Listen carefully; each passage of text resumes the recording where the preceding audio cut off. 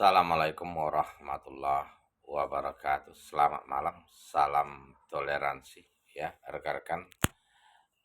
Harapan kita menyampaikan kebenaran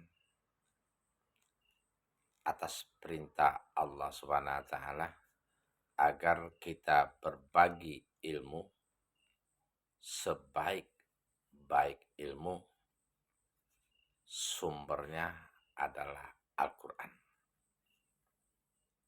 Untuk keselamatan dunia dan akhirat. Saya ingin menanggapi komentar tampang kayak orang benar dan berilmu serta bijaksana. Same maun tetap nalar kadrun. Ini kan penghinaan. Tapi nggak apa-apa ya. Nabi aja dilecehkan, dihina, dicaci, dicemooh, dimusuhi, bahkan ada yang dibunuh. Itu nggak heran ya. Apalagi kita ya. Apalah artinya kita ya manusia biasa, namun wajib bagi kita menyampaikan kebenaran terlepas mau terima atau tidak, monggo ya. Wa ta'awanu 'alal birri wat taqwa. Tolong menolonglah kalian dalam kebaikan dan takwa, kata Allah. Nah, menyampaikan ayat Allah agar kita sesama terlepas, terbebas dari ancaman dan murka Allah Subhanahu wa taala. Apakah ini tidak baik? Agar kita bertakwa, mentaati perintah Allah, menjauhi larangannya, apakah ini tidak baik? Ini saudaraku, itu yang disebut bijak ya. Berilmu, ilmu yang kita sampaikan, yang kita dapat itu kita sampaikan, itu yang disebut bijak, bukan disimpan untuk diri sendiri. Dan kita sampaikan, ini bukan untuk menghina, mencaci, ya, mengolok-olok atau menjelekkan agama dan kepercayaan lain. Di sisi Allah, Allah menyampaikan, inna dina indallahil Islam. Hanya Islamlah di sisi Allah. Agama penyelamat itu hanya Islam.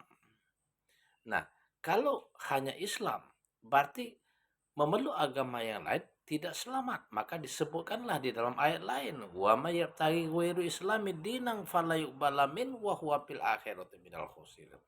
Tidak diterima rugi bagaimana? Disebutkanlah. Maka di akhir akan menjadi umpan neraka jahanam.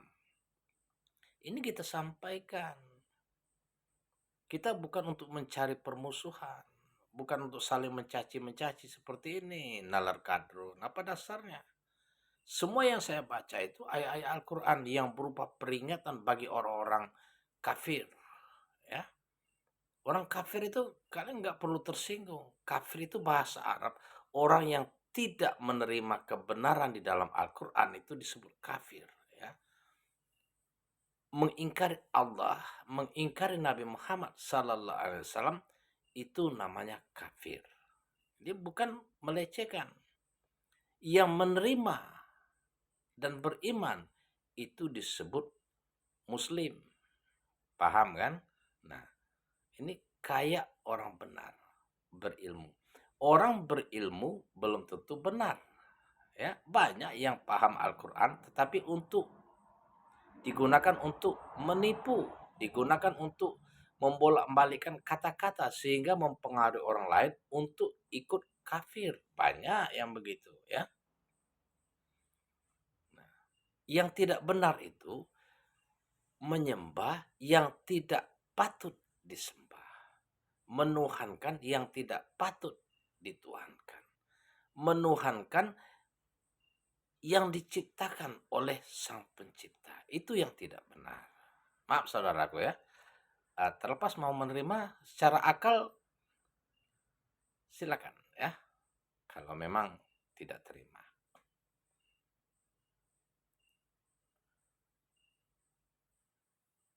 Ya, itu ya. Kayak orang benar. Saya menyampaikan kebenaran. Coba kita pikir ya, Allah SWT mewahyukan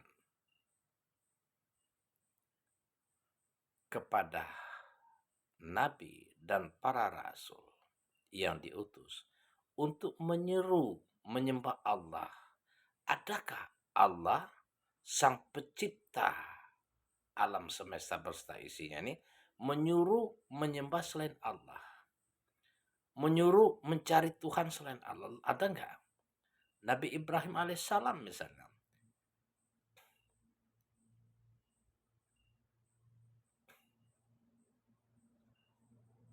Wa Ibrahima iskola liqaumihi budullaha wattaquhu.